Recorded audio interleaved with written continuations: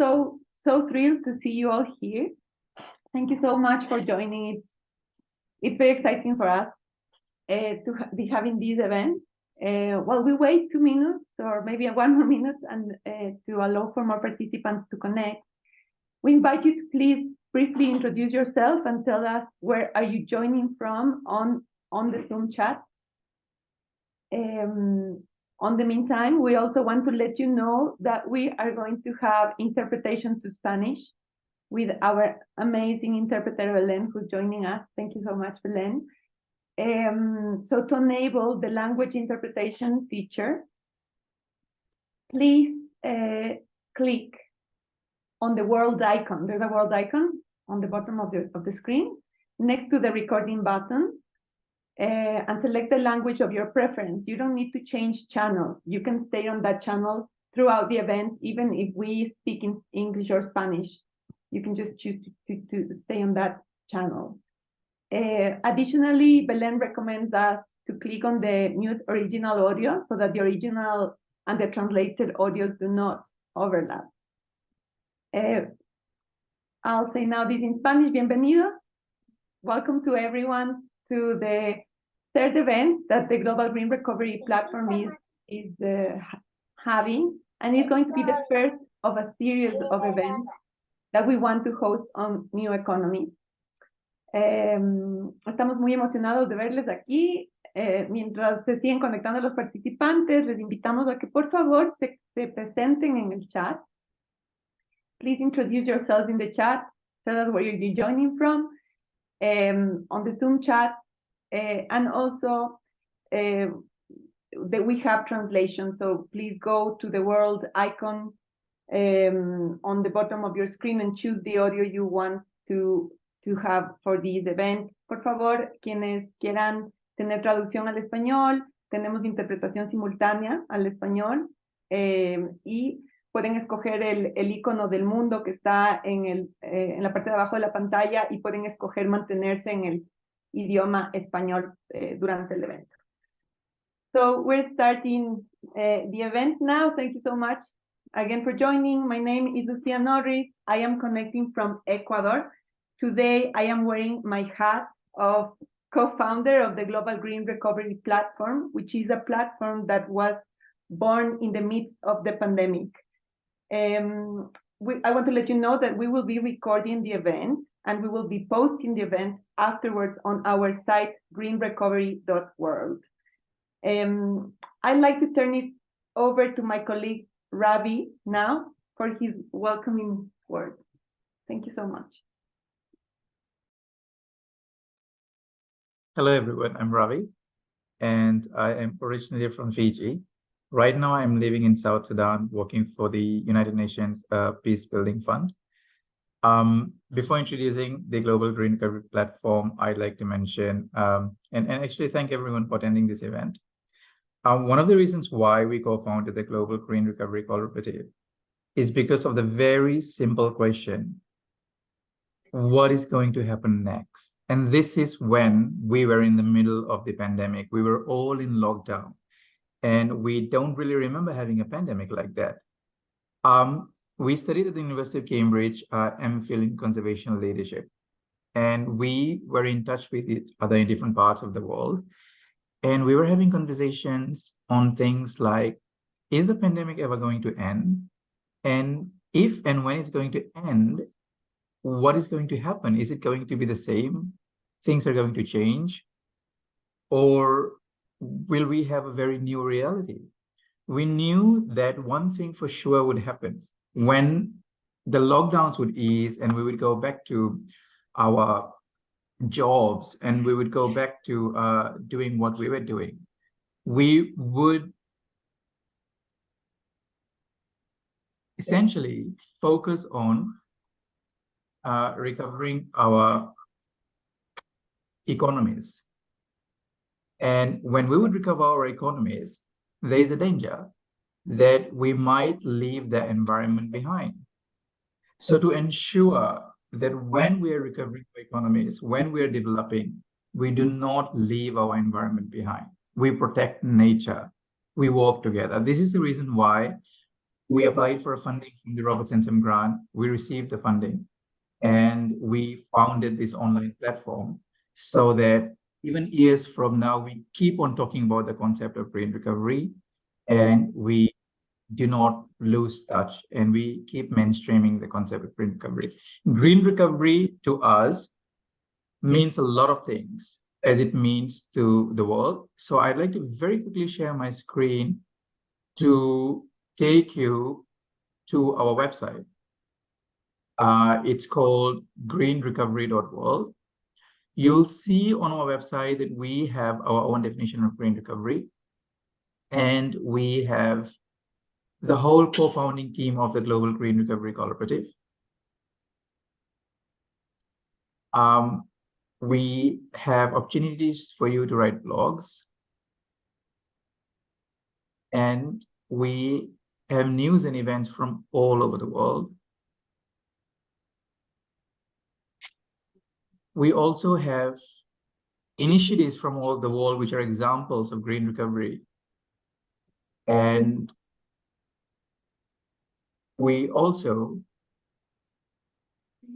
have summarized ways in which you can join us and contribute to green recovery. So I wouldn't take a lot of your time. This was just an introduction. I thank everyone for joining this webinar, and especially the panelists for taking out your time. We are really excited, and I personally cannot wait to know more about the new types of economies and what considerations we would make. So thank you so much, and feel free to use the chat feature for any questions, and we will keep on letting you know what's the next step. Thank you so much. Thanks, Ravi. And if you can please, because sometimes people ask us, what does green recovery mean to you? So if you can please just chat the definition that we use for green recovery. If you can paste it on the chat, that'll be great, so that our guests can understand what we mean when we say green recovery. And now we just want to run a very quick activity with all of you. So we would like to share a question with you all. And I am going to ask to our wonderful intern from South Africa, to Audrey, to please post a link to a Mentimeter that we want to share with you and that we would love you to answer. So the one that says www.menti.com. If you can all follow that, and Audrey, if you can please share your screen to see the question and to see what you think about our question, that would be great.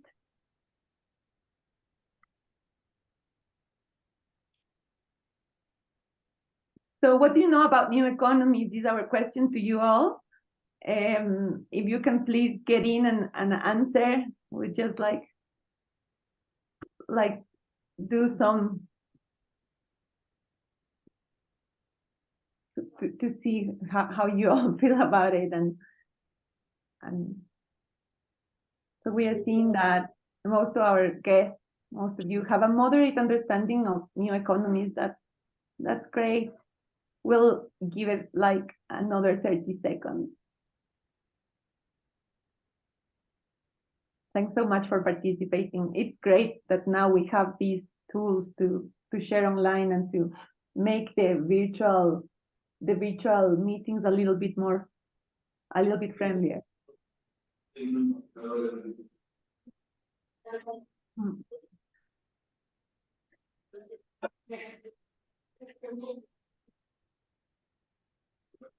Awesome. So what we are seeing, so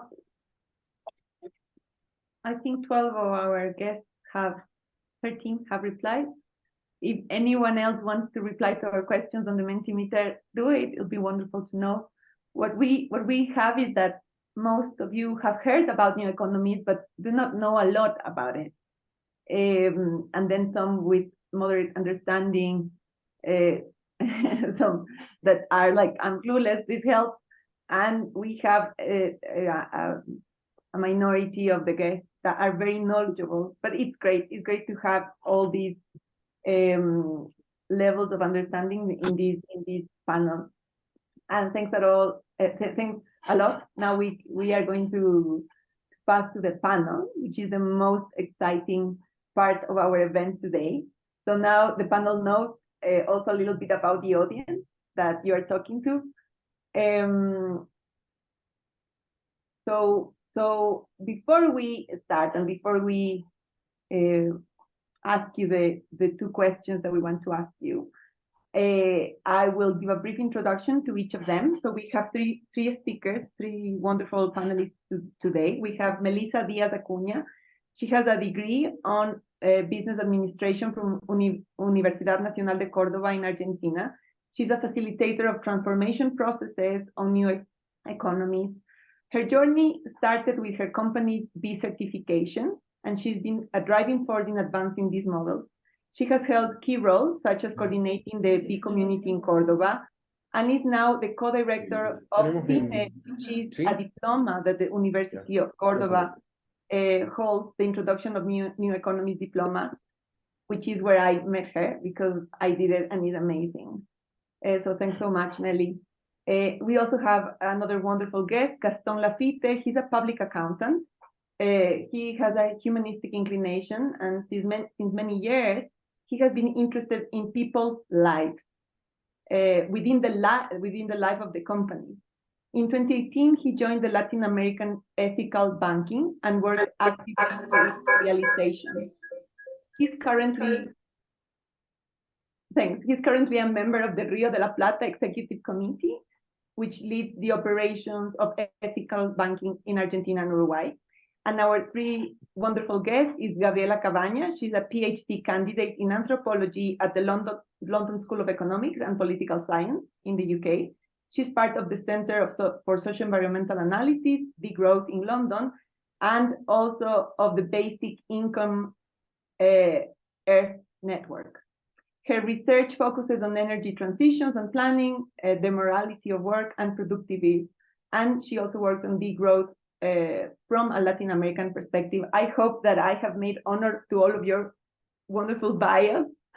We are very excited to have you all here. So how will this work? We will ask you two questions, and then following our discussion, we'll open this space for a couple of questions from our guests.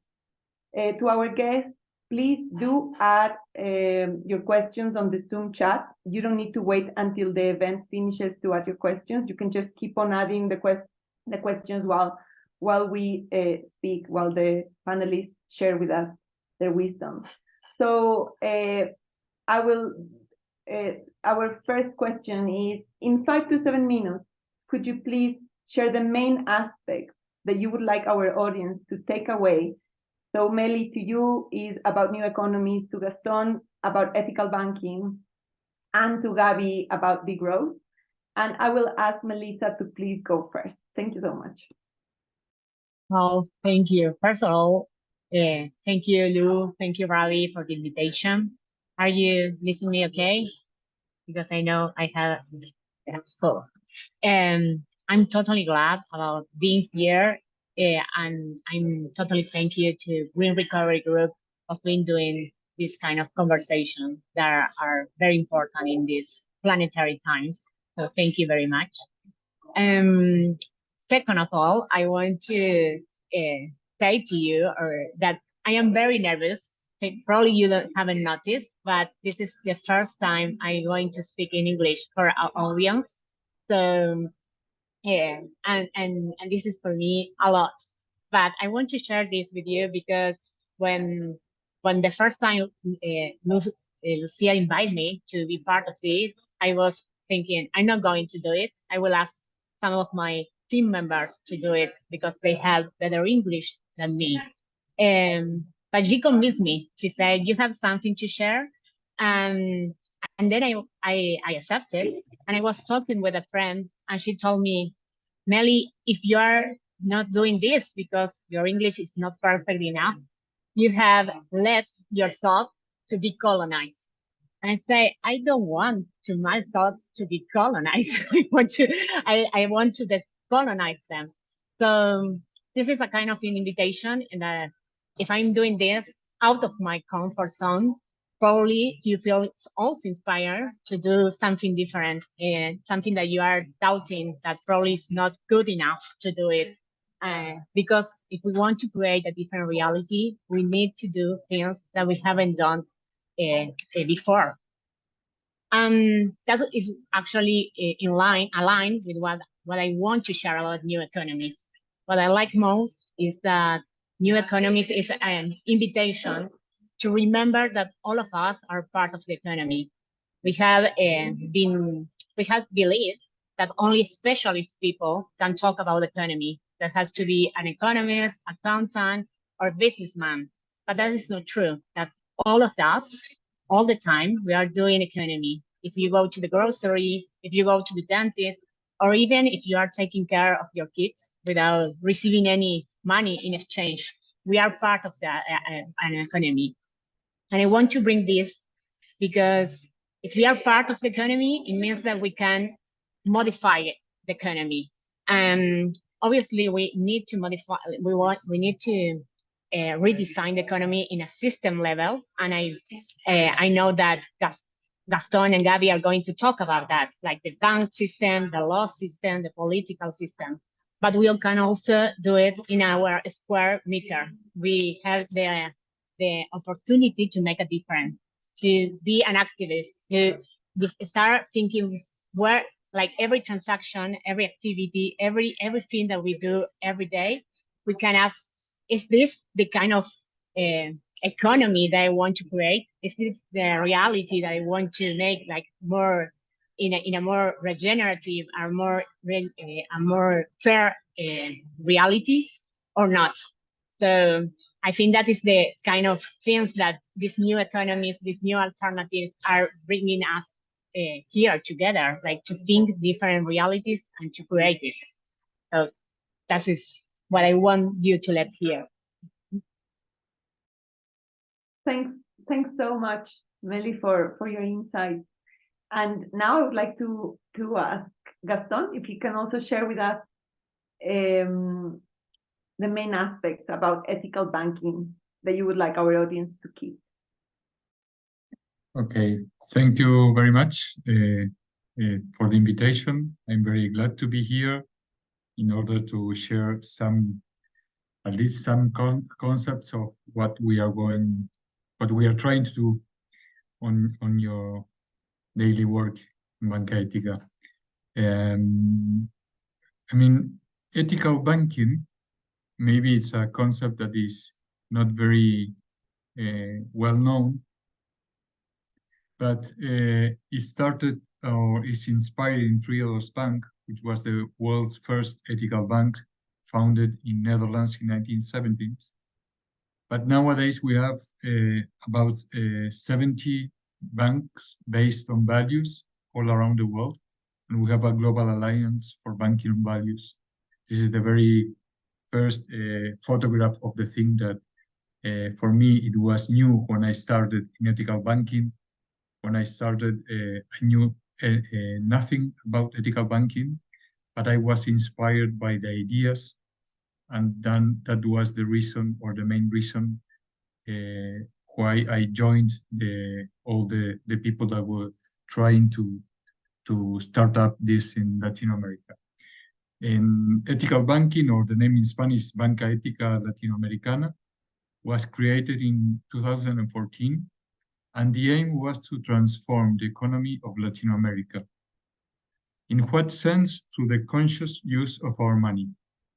And this is one of the main concepts. We believe that money needs to be directed towards the improvement of our well-being and the conservation of our planet. And we conceive that a bank is the heart of the economy. And as the heart in our body, human body, pumps and floats the blood to every single cell, to every single tissue, to every single organ, all the sectors of the economy should receive the flow of money pumped by the banks. That's to say that money should go everywhere. And if there is some places or some sectors of the economy where money is not arriving, that is speaking us about something is going wrong. So in that sense, Banca Ética is trying to transform the economy through the conscious use of our money. And to achieve this, we establish explicit criteria for investing only in sectors of the economy that generate wealth for society and the environment, one that does no harm and it's fruitful for everyone, so we can build a more human world and a better future. That's another second idea. If we want for the future an educated humanity, we have to flow money to education. If we want a healthy environment, we have to pump the money to environment. And we can extrapolate this idea to everything we can think of. No? So in this sense, we have explicit investment and non-investment criteria. The 100% of our financing is directed to companies and institutions that make a positive impact on people's life and the environment. We never invest in anything that will increase inequality or climate change. We invest only in real economy. We do not participate in speculation. And we have impact-oriented incentives. That's to mean that our executive incentive structures does not include financial bonus linked to commercial objectives. It's the impact. The bonus is the impact. And we have total transparency in the sense that our investors receive regular detailed reports about the impact their investments have generated. And another not less important is that we have a governance that's safeguard of our core purpose. We have two levels of management. One is the Fundación Dinero y Conciencia, which is focused on the main purpose of the institution. And then for the managing of the bank, we have a banking council that ensures the compliance of the institution goals and objectives. And our claim, what we are doing, we are linking companies which need money with investors that have money and have the inclinations to put their money on disposition to serve determined areas that need help, that need for aid, or that need support.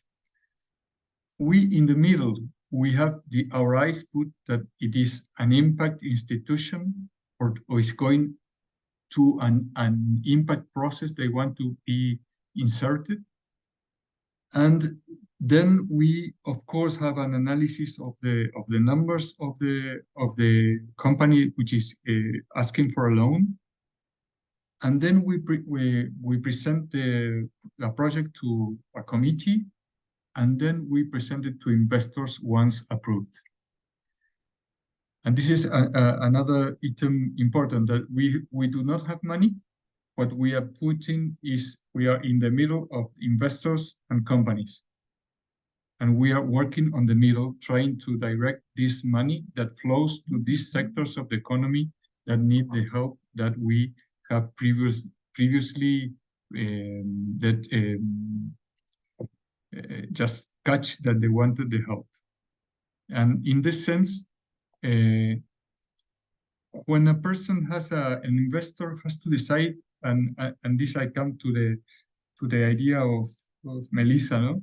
That economy is everywhere, no? An investor wants to invest, no? So when a person wants to invest, says, okay, the common criteria is we take a look at the risk, the expected returns, the fees, maybe the trust of the institution, or the simplicity or not of the investment process. But the most important criteria that is often overlooked is the awareness of the impact that our financial decision makes. just to say that we can decide where our money goes. And also in this economy that Melissa spoke before, all the consumers can say where their money is going to, where their money is going. When I purchase something, I am deciding the future. In this moment, I am deciding the future. So we have to be more conscious the way we use our money. Just we are investors or we are consumers. So we as Banca Ética, and this is the last idea, we invest in the solution. We believe, we know that there are regional challenges in Latin America, in education, in social inequality, and environmental destruction, which is provoked by our current economic system. So our three areas of investment are education and culture, social development, and environment. And this is speaking of where we want the money of the investors we want it to go. We know it's a need for the money to go to these sectors. And regarding environment, we want to strengthen the protection of the environment and promote the responsible use of natural resources. So we invest in companies or institutions that promote, for example, circular economy, or that work in value chains that contribute to healthy food systems, renewable energy, conservation, environmental remediation. Regarding education and culture, we promote the freedom in culture. So we finance companies and institutions that promote development in the educational, artistic, cultural, and creative areas. And regarding social development, we promote social peace and harmony in human relationships to improve the equity and social cohesion. And to do this, we finance companies and institutions that promote the development of sustainable cities, social investment, gender equality, labor market inclusion, migrant inclusion, etc. So I can say that Banca Ética, we help you find a purpose for your money. And our commitment is to direct all the investments towards projects that make a positive impact. We are saying to our investors or the people that your money can change the world, and a world built on equality, on universal access to culture, and the respect for nature's harmony it's a need, it's a must. And we work as Banca Ética. We are trying to protect life through a fraternal economy, this idea of a fraternal economy. So imagine how far we can come together with our decisions if we put our money in a place, in this case in Latin America, but as I said before, there is a global alliance for banking and values, for banks that are trying to work in this sense. In a place where, regarding Latin America, we want to protect the Amazon forest, preserve our ancestral heritage, support social housing, provide the universal access to culture, promote sustainable cities, and at the end, change the world. So that's our invitation. Our money, our decisions, as consumers, as investors, and as companies, is to change the world. And we can put the seed for the future from this very start moment, just from today. This is my, thank you. Thank you so much, Gaston, for teaching us so much in that short time. I'm sure that it has been inspiring for all of us. And now I would like to invite Gabriela Cabaña, our third panelist to present, to tell us in the same amount of time, what would you like our audience to stay with about degrowth? Thank you. Thanks, Lucia. Thanks, everyone. I'm very glad to be able to be talking to you about this. And I also really like this question, and it's very challenging, I think, for all of us to try to convey what something we have been working on for sometimes for many years means for us, what it contributes to us, and what can I tell you so you get also excited about it. And maybe after this talk, you will also want to learn a bit more about what this thing called degrowth is. So I'm just going to highlight some things that for me have been fundamental in my engagement with degrowth. I have been working with this for the last 5 years. And it's an interesting thing because degrowth has been emerging as a field of research, also as an activist movement, as an agenda for change, as a utopian vision, and as a way of understanding history.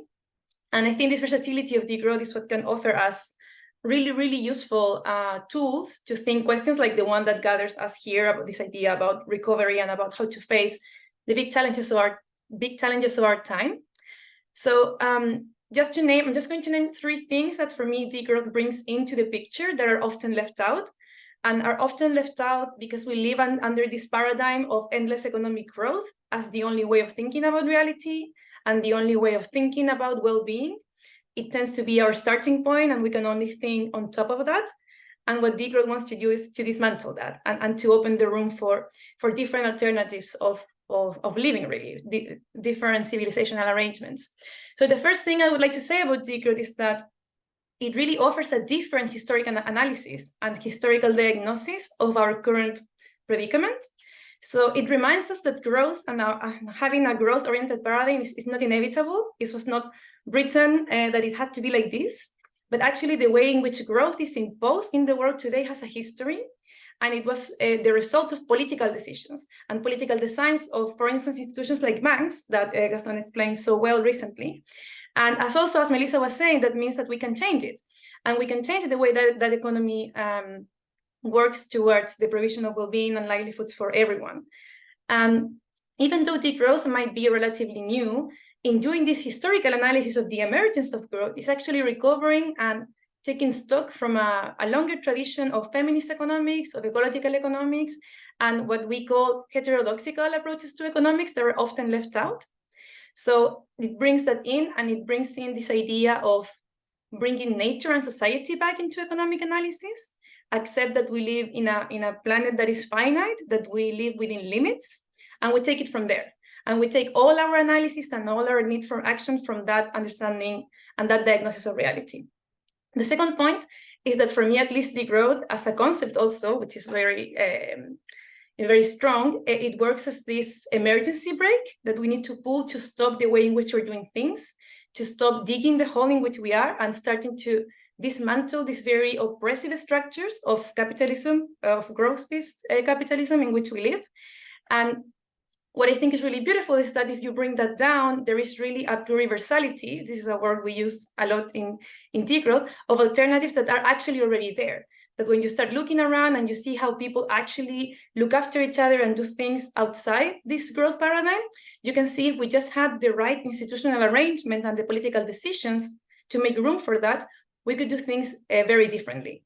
And it's also about understanding why those alternatives cannot flourish as much as they could if we had some political measures to lead us into a degrowth world that would help us cool down the economy and restore our ecosystems.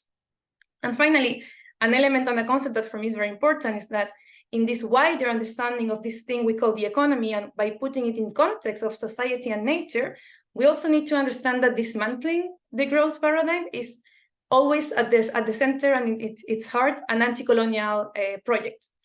As we see that the growth paradigm has been a colonial imposition and related with the unequal power relations between different regions of the world, then the growth becomes an anti-colonial imperative.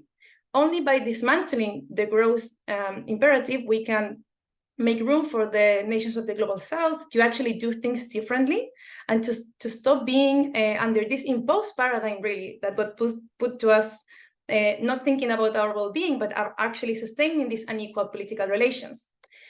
So it's always important to remember that our system is standing on the sacralization of private property that has been a longer dispossession, a project of dispossession and appropriation of indigenous people, of the land, money, materials, and labor power of the global majorities in the global south, and that this is an unfair situation that sustains our system today, and that dismantling that it's urgent. Like we cannot think about any future change without addressing that inequality that is at the core of our system.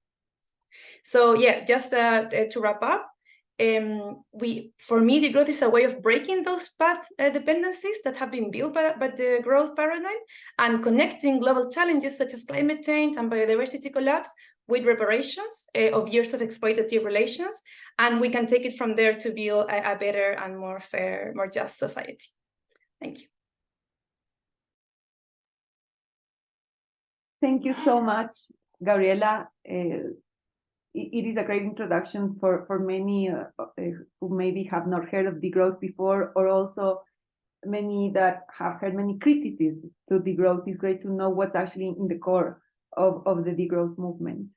And then let's go to the second question that we want to ask you all, and also a reminder to our guests to please put, if you want to ask something to our wonderful speakers, do start adding your questions on the Zoom chat to ask them after this question. So the next question is, how do new economies to Meli, how do ethical banking to Gaston, and how does degrowth contribute to a green recovery? So for example, from shocks such as COVID and from future shocks that or present shocks that we have now from climate change, how does these new economies or perspectives allow us to recover in a safer and more regenerative way? Oh, thank you for the question. I think I really like what you have on your website, that is green recovery is the big redesign, and I think that we have this great opportunity to design or redesign our existence here as a human being in our planet Earth. So obviously there are so many opportunities and alternatives, tools, methodologies, like new economies. If you want to see a little more, I can share on the chat. Some materials are in Spanish, but obviously you can translate it. And you will see a lot of examples that what as Gabby was saying, there are so many things going on in this world, like, and so I don't want to focus on that, because I think that you will be able to read a lot about all these tools.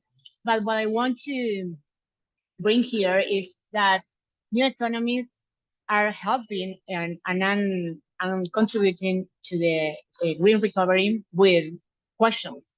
So if we want to redesign or to make this big redesign, we need to have different questions. And I think that is the main the main gift that new economies and these alternatives are bringing here.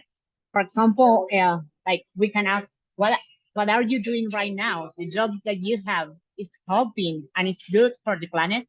Like, this is a really hard question, because probably the answer can be no. And I don't want you to be afraid. Like, we are learning in this process, and we are together. And we want, and these new economies are trying to create a transition to new systems, like rural systems, that we can be there in a more genuine way. So, and the other thing is, like, we are always talking what is happening out there, like the green recovery of the planet. But what about us, our inner green recovery? Are you being healthy? Are you being good with yourself? I think that, well, for me, it's this kind of questions is the ones that I really like about new economies, because it's like, how can I create a more resilient and regenerative world if my life is not like that? So I think that we have not only to focus on what we can do, because we always want like a recipe, like the 5 steps to make the green recovery. And I think that we don't have that. We don't have like the great solution. We don't have like the only one thing you can do, but we are all learning together. And we have, in the process, we have also to learn about ourselves. So for me, this are the kind of question I like to bring here. Like, are you creating the world that you want to live in? Are you being good with yourself? Are you happy? And if we have these kind of questions and we can like start answering in a better way, probably we will create this green recovery, not only for human beings, but for all the planet. So, well, hopefully you can, and we can make a green recovery in ourselves and in our planet.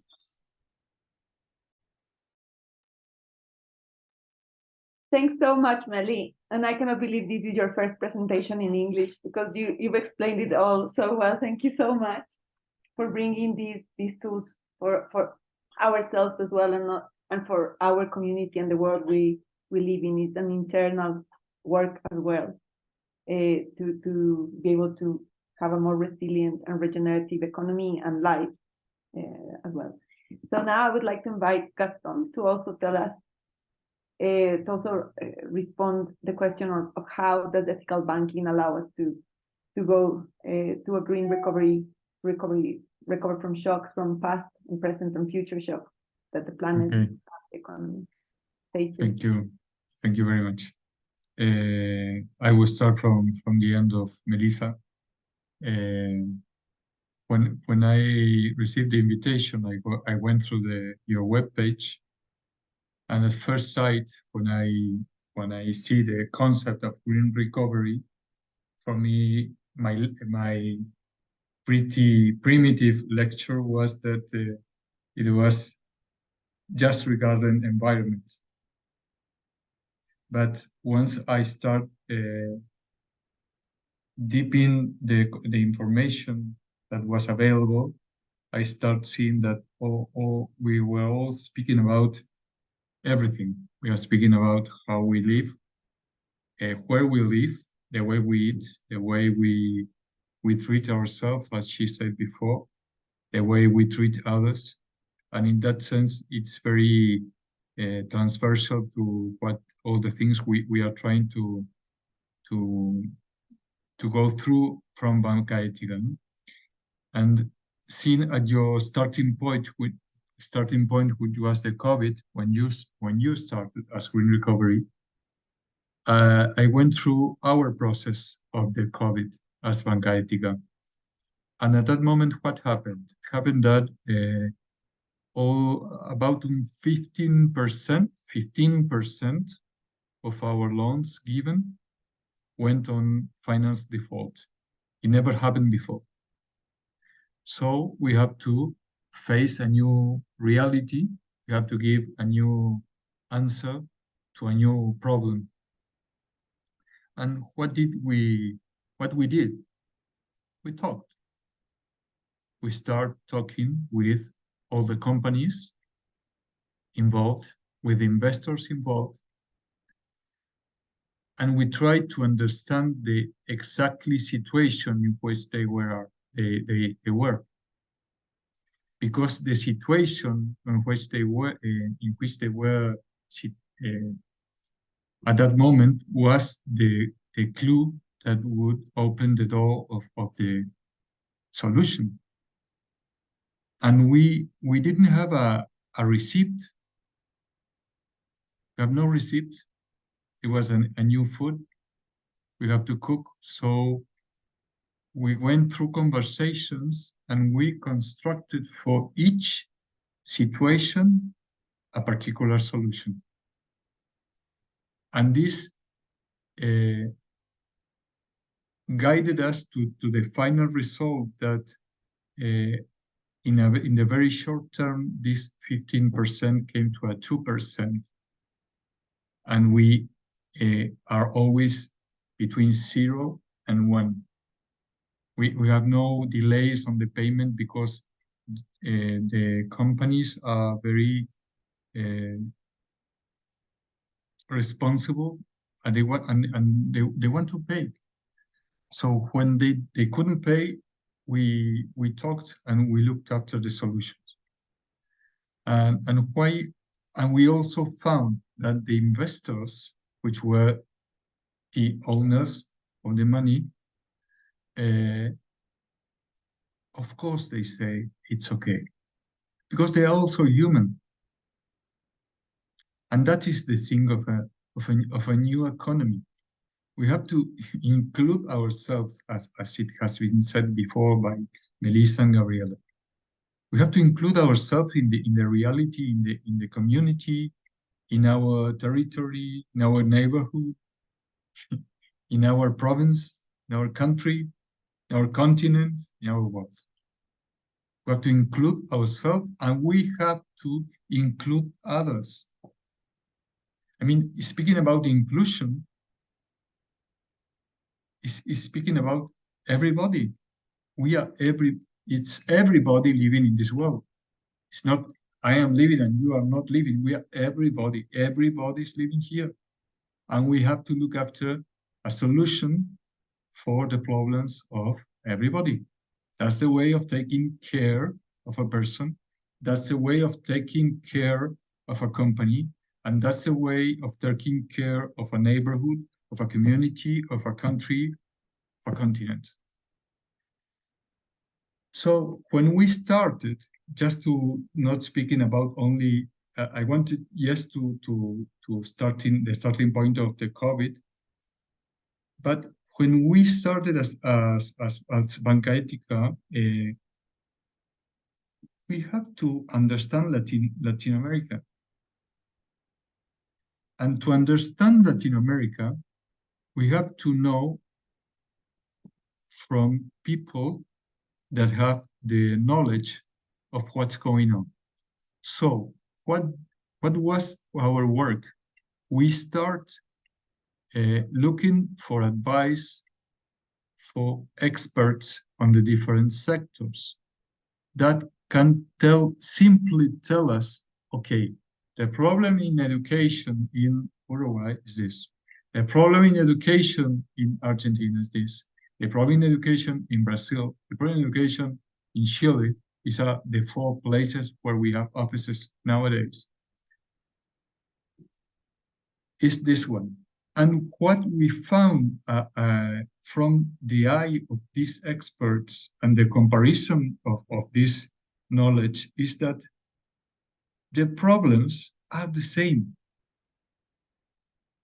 All the same. We have all problems of the type of food we eat. We have all problems of housing.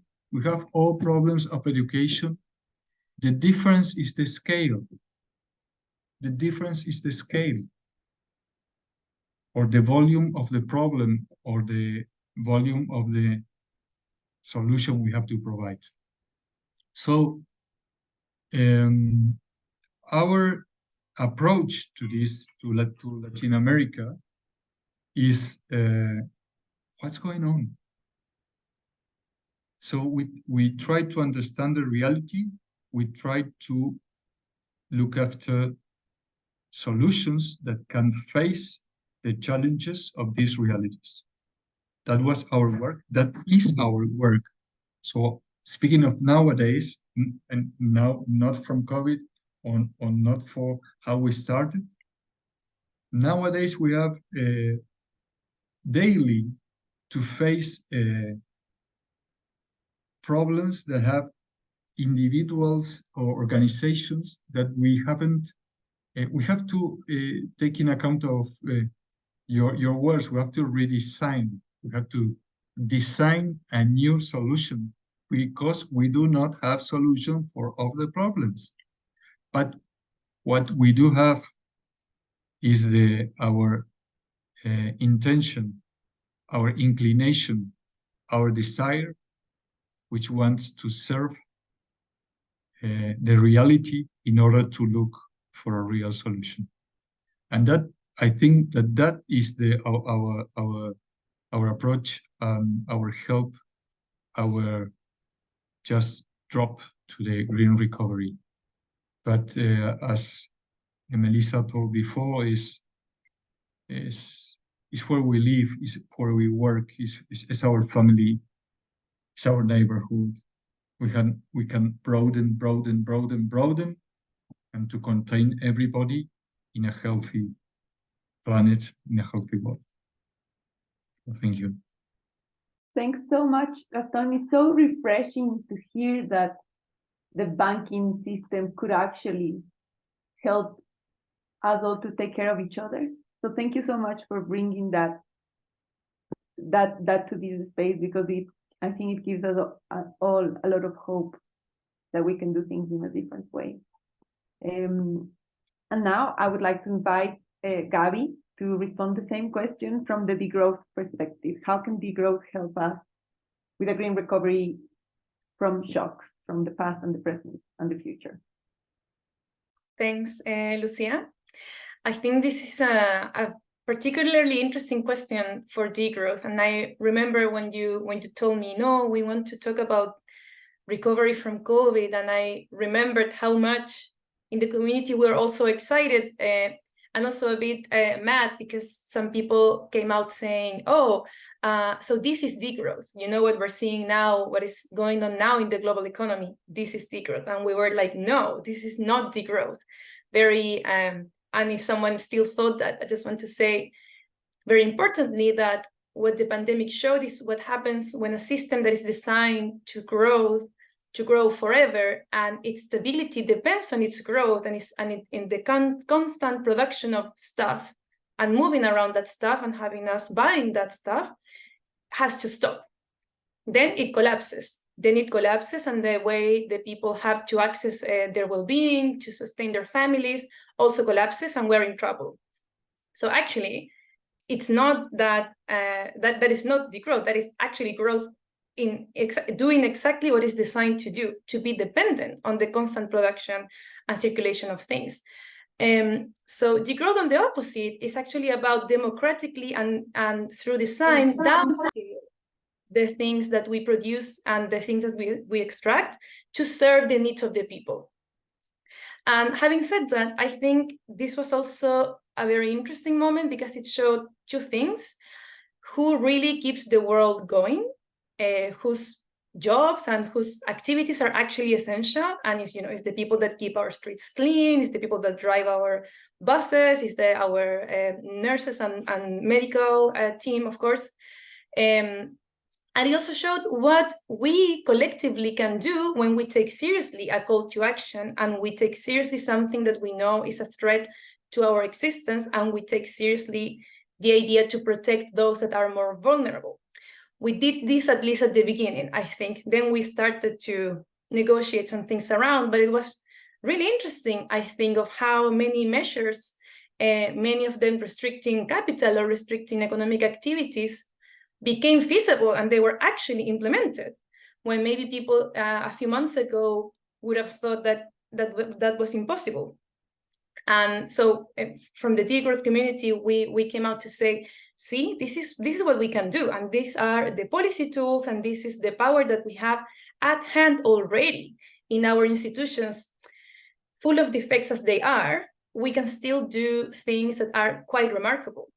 So it's not really unrealistic to put boundaries to corporations, for instance, to say, no, certain activities are not the priority right now. We're not going to allow that. It doesn't matter how rich you are. That doesn't give you the right to just open your golf course or your ski resort because we are protecting public health. And we can do the same if we want to redistribute the way in which we use resources and the activities we prioritize, and how we stop being so wasteful in the way we use our common and shared goods. So I always think, well, we could use a similar swiftness, for instance, to end obviously damaging and not contributing activities such as advertisements, such as private jets, such as a number of industries that are clearly damaging today and are not contributing to the transitions we need to do. So we came out and made a number of suggestions, and there are many proposals and open letters to reconfigure the economy, taking this into account. One of them that was really resonated a lot was this idea of implementing a universal basic income, because not everyone was as fortunate to have their income covered by the employer. And then we realized that actually we all need to have some monetary support if we want to sustain ourselves, and if we don't want to be put in the situation where we have to choose between feeding our families or providing for them and taking care of our health, that this should not be a situation anyone should have to face. And this applies also after the pandemic is considered finished, which is not really, but it has been to some extent. That situation continues today, and the urgency of something, of a measure of support like basic income continues. And continues also, well, as a way of caring for people and also for giving people more freedom to refuse. We were talking about asking if what we do is good for us and for the environment. Basic income, for instance, is a tool to say no to the things that we know are not good for us or for the environment, that we so often are pushed to do because it's the only job available. And we're told that if we do not get a job, whatever that job might be, we don't have the right to an unconditional sustenance to our existence. So I always think of basic income, and there were many monetary transfers during the pandemic as a very practical way of something that we can implement again with the policy tools that we have today, but that would have radical consequences and would really make us think and act differently and move to a more caring world. And yeah, just to finish, I think what COVID also showed that was good, and I think people can still remember, is that people do want to look after each other, and if they're given the opportunity, they will. We're not that cynical, and I think that was that really gave room and created ground for organizing. And then again, creating more autonomous spaces for creating these new economies that we want to see thrive in a post-growth world. Thanks. Thanks so much, Gabi, for sharing with us how the degrowth movement faced the COVID and what were the learnings there, and also to bring to this table that we're sharing today the tools like the basic income, universal income. And now I would really like to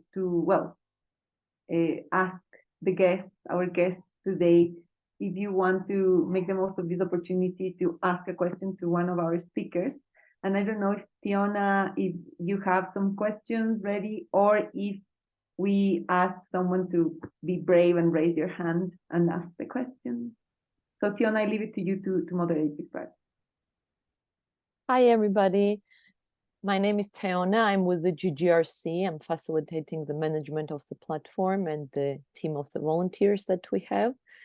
Currently, we do not have any questions posted on our chat, so you are more than welcome to raise your hands and ask a question in the real time. I have a question, but since I'm part of the organizers, I'll wait and give the opportunity to other people. If in the end, nobody has any questions, then I'll go greedy and ask a lot of questions. Thank you. Thanks, Ravi. Let's try to give a chance to our audience to ask a question on the new economies, ethical banking, or degrowth. And yeah, sorry that I did not introduce Fiona. She coordinates the platform, and she is from Georgia. Thanks, Fiona. Thank you. Okay, so would someone like to ask something? We have this space. We have some minutes to share. If not, Ravi. I think Olivia, she has a question. Oh, great, Olivia. Thanks. Olivia, can you just unmute yourself? And you are more than welcome to. And if you want to put your video, yes, hear me? Yes. Okay, so thank you all for the very interesting conversation. I have listened keenly, and also I would like to specifically thank the panelists for sharing insightful and technical areas on the new economy. Actually, I've heard the word new economy, but then I mistook it to be something related to the BRICS. But having listened to your conversations, it has educated me more. I am from West Africa, and I noticed that these concepts of new economies and green recovery are far-fetched, from the governance systems and discussions and mainstreaming into most of our programmings and our development frameworks in this part of the world, like mostly West Africa along the Mano River belt. So, I mean, I would want to like ask, how would your initiative be extended to those parts of the world, and what contributions also in terms of capacity building, knowledge sharing, because also these are also part of, I think, from what I've learned, part of the green, the new economy and the green recovery initiatives. How can this be extended to the region, especially among the youth, among the women, who have basically zero ideas, about this? So because what you're sharing is very, very important. So that's just my question. How can this be extended to knowledge base in Africa? Thanks so much, Olivia. Would Meli, Gaston, Gabi, would you like to jump in and maybe share a little bit of what you think from your point of view to how can we expand knowledge and capacity building to an area like West Africa?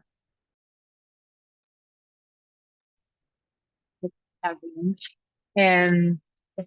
it's a really great question. It's something that we are trying to do here in Latin America. Like, we have all this knowledge that is coming mainly from Europe or United States, and we are trying to see how this knowledge is applied in our continent. So, like my invitation for you, Olivia, is to ask the same question: how can you all this knowledge take it to your continent in Africa, or like, and how we can apply it to there? What we have realized is that we need to share more of this content that is not able. So that's why all the materials I put on the chat are for free, and we are we are connected not only moments but also speakers, and well, this part that also Green Recovery is doing here is something that we need to keep going and keep doing it. And I really like about how we can share this with all other women. That the network of women is very important, and is something that also we work here in Córdoba, in our region, and I think that it's creating spaces, it's creating conversations, it's start wondering who is talking about this, and inviting, because people are more than open than speak about these topics. So there are so many things online, and for me, it's how you can bring that to your territory, that what we are doing here in Córdoba is bring all this information to the universities and teach new to the teachers that are in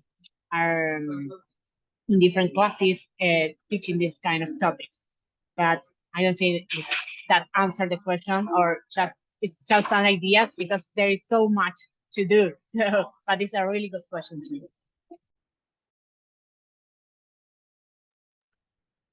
Yeah, thank you very much. It does answer the question, and also thank you also for throwing the answers back to me, because we all have a role to play, and I'm very happy to see that I am happy to witness and to learn also the discussions here.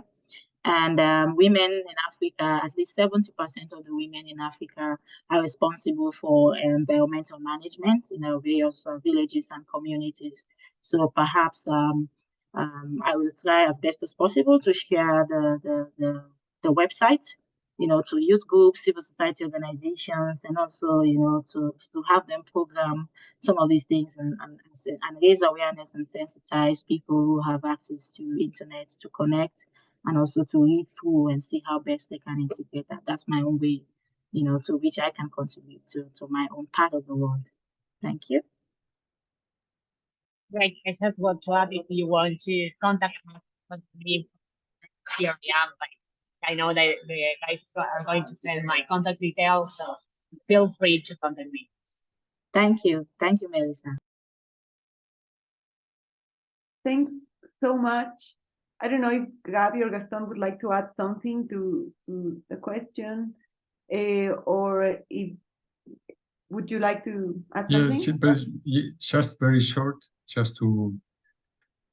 I will like to encourage you, Olivia, just to, what I feel is that the reality of a place, of a territory, has to be communicated by the people that live in that territory, because you know better than anybody what's going on, what are the challenges, what are the needs, and if you try to go through the difficulties and just to pick them, collect them, and then start sharing in different spaces, as Melissa said, you will find in the time the partners, the friends that will help and will continue that unique new way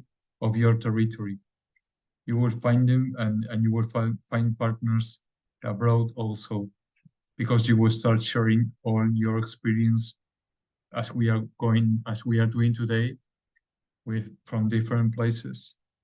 But you will find partners that would like to attend your call, your fraternal need.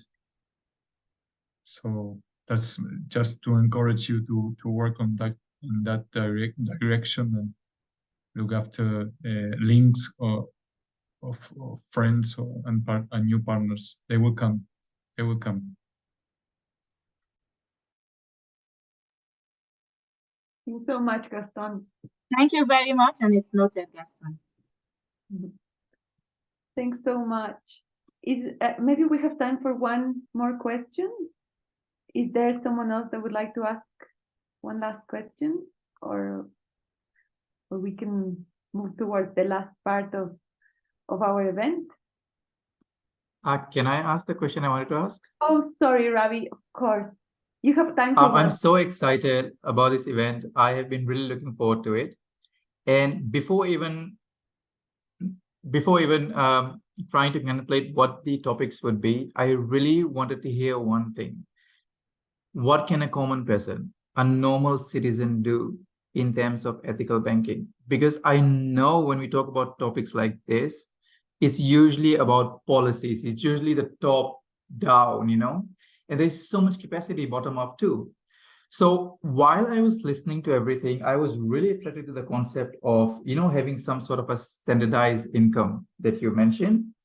And then it went back to a time when I started to learn the concept of budgeting. How can I manage my own budget? And just knowing how to budget and spending less helped me to consume less. And I started to really take account of my ecological footprint.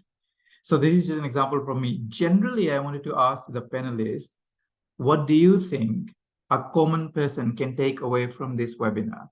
What can a common person do in terms of ethical banking? Thank you so much.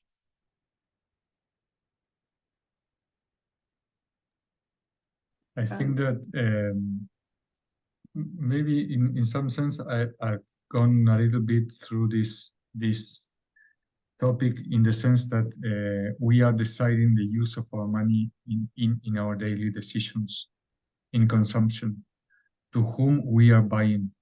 We need to know where our money is going. We do not have to go to the supermarkets just to, oh, I need milk, I get milk. So I don't, 7.50 and 9, okay, I take 7.50.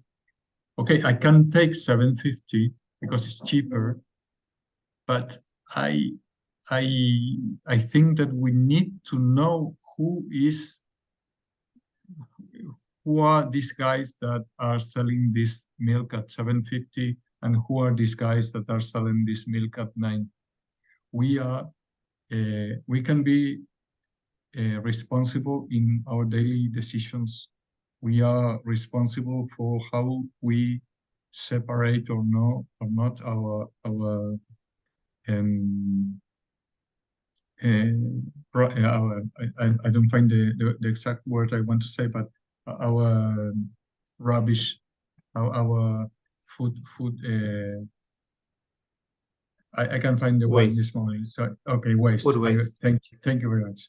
So we, in our daily decisions, we are deciding something for the future, and if in this thing that you say I have not budget and I had some money that I can invest, where do I invest my money? Where I put my money?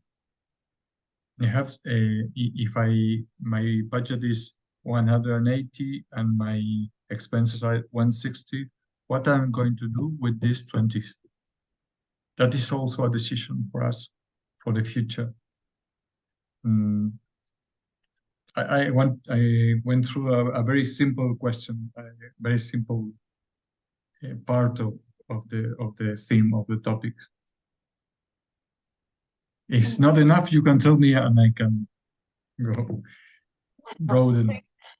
Oh, thanks so much, Gaston. I think that your message about where do we put our money and like our decisions regards where do we invest if we have the money to invest, like very powerful, and maybe that can sound very obvious, but it's not.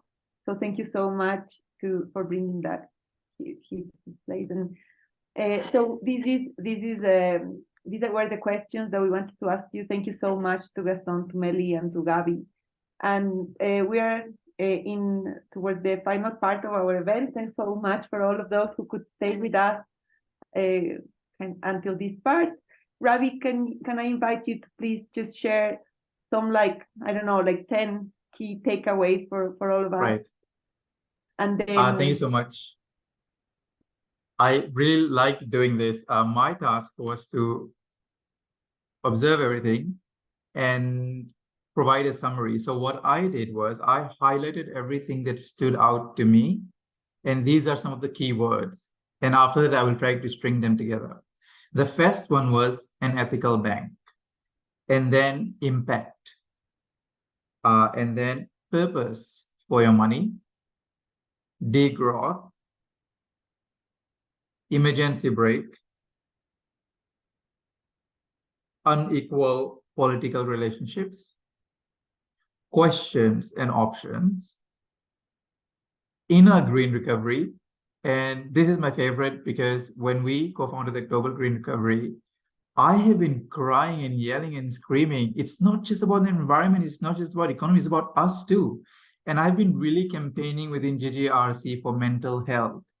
And we in GGRC, we also like to respect diplomacy. So we turn the word mental health into mindfulness. But I still think mental health is more stronger because it is more personal. And then common man, what can we do? We also talked about not leaving anyone behind. It's walking hand in hand. And this is a phrase that really made me think, and I'm going to do a Google search on this and learn more about. And it is, what happens when a system that is designed to grow stops growing? It's so thought-provoking. It makes us think of so many different things. And if we look at individually, we are designed to do so many things. Pack our bags in the morning, go to work, come back, earn money. But there's so much more to that. And getting back to Olivia's question, by the way, Olivia and I work together for United Nations. And I really liked her question because she was more or less talking about transferability, translation, replicability. And this is something that we did not cover in the webinar. But when we're talking about replicability, we should also talk about redundancies. We cannot keep on replicating everything everywhere. We have to know what are the capacities in different places and where replication is more important. That way, we're creating a positive impact. We are knowing what our impact is going to be, and we're going to invest better and not waste resources. And in summary, I think one thing that was really provocative to me was the concept of universal income.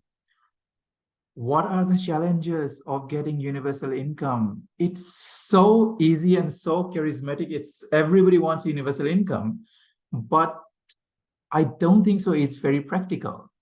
I really like that one of the key things for this whole webinar was alternatives, options, questions.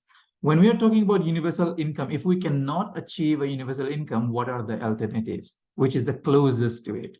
So I'll stop here. I know everyone else might have different key takeaway words.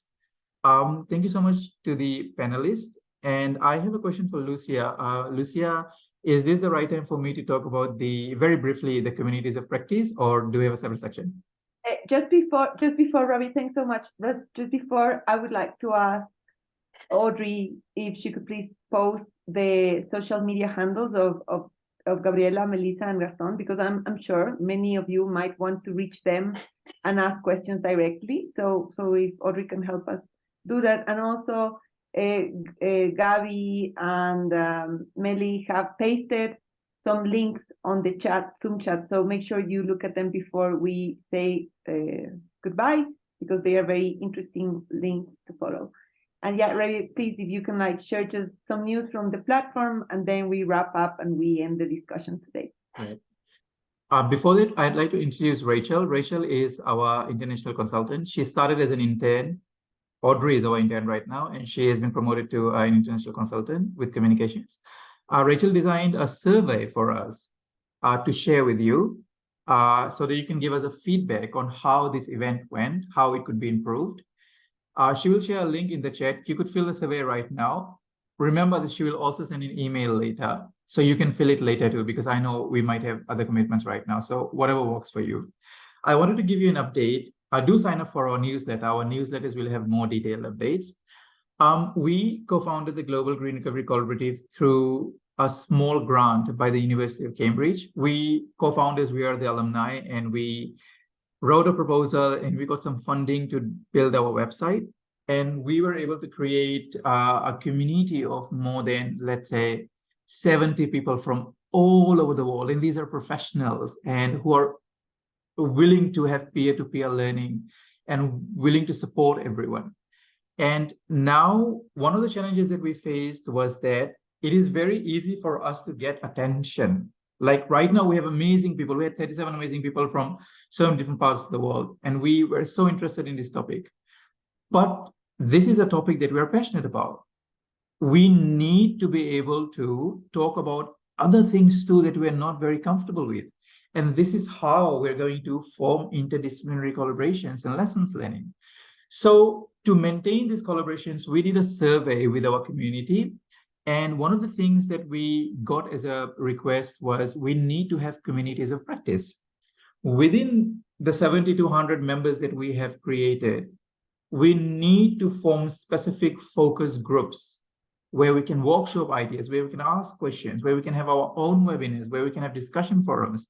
And we are calling them communities of practice. We're having communities of practice on leadership, conflict management, mindfulness, conflict resolution, mental health, and social aspects of working in communities, communication. So that's on leadership. We are also having a communities of practice on project management, how to do a logical framework. I really love how Gaston kept on focusing on impact. Sometimes we might be having 100 times more impact than we intended, but because we don't really know how to measure them correctly, we might be underselling ourselves. So we are going to form a community of practice on project management where we learn from each other, outcomes, outputs, indicators, how to manage risks in projects, how to develop interventions and initiatives. And we are also going to have communities of practice on topics. Like one of the communities of practice we could have is on what we discussed right now, ethical banking and degrowth. So if any one of you is interested in knowing more about our communities of practice, or you want to suggest ideas, you want to join us, you want to co-facilitate with us, feel free to go to our website and contact us using our contact button, or you could email any one of us right now, and we could have more discussions on that. And we have already sent our funding proposal, and we are very positive that we'll get more funding. So you could volunteer with us. If you also want to work with us on communities of practice, just drop us an email. We'll try to find opportunities for you. And this is all from me. Do fill in the survey that Rachel and Audrey will share. And that's all from my side. And thank you so much, especially to the panelists, and Lucia, over to you. Thank you so much, Ravi, and thanks to everyone for staying with us. We know it's hard to sometimes to stay listening to an event that is longer to an hour. Thank you so much to everyone, especially to our amazing speakers, to Meli, to Gabi, and to Gaston for sharing your wisdom with us and for expanding the knowledge in other places as well. We hope to see you all signing up to the platform, listening your comments, your suggestions on the survey. If you can spare 5 minutes to respond and give us any suggestion, we would love to hear. And yeah, that is all from us. Thank you so much for joining. We hope you're having a good morning, afternoon, or night, wherever you are. And it's been amazing for us to have you here. Thank you so much. Yeah. I don't know if you want to turn on your microphone and say something. It would be lovely to hear about it. Let me just thank you all, to all the team and all the assistants, just to be here and to share all these conversations that I think they're worthy, and it's very important, the job that I think that you are doing from the platform, and the way is sharing. Sharing is the way. Yeah, thank you. Yeah, thank you. Take spaces, right, to share and to just learn together. That's the idea. Yeah. Thank you so much. Can I just say thank you for all the team. This was amazing. I really enjoyed it, and yeah, I look forward to maybe seeing you at some other instance. But it was really nice talking to you all. Take care. Thank you, Gabriela and Gaston. We will write you an email and we will stay in touch. And thank you so much. We really appreciate it. Yeah. Thank Bye-bye. you so much.